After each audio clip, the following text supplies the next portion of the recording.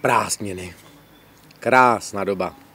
Školáci se na ní těší, no a my obchodníci si říkáme okurková sezóna. Prostě o prázdninách se prakticky nedá prodávat. A je pravdou, že pro mnoho branží jsou opravdu prázdniny tak trošku okurková sezóna a fakt to není úplně jednoduché něco prodat a něco zorganizovat.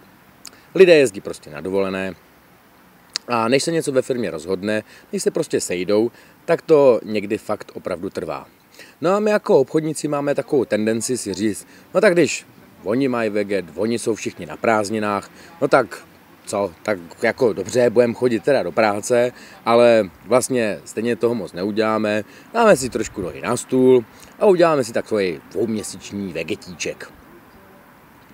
Jenomže právě v době prázdnin bychom my jako obchodníci měli vlastně intenzitu práce a efektivitu zdvojnásobit.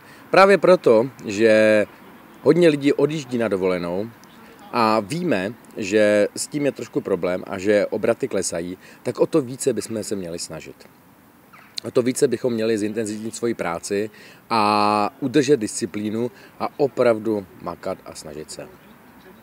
A když teďka vlastně zapnu jako obchodník a ty prázdniny opravdu věnuji tomu, že se budu intenzivně starat a intenzivně jezdit za zákazníky a vlastně zvýším svoji práci na vyšší obrátky, tak o to jednodušší to budu mít v září a konec roku, protože to, co teďka rozdělám, tak vlastně sklidím ke konci roku.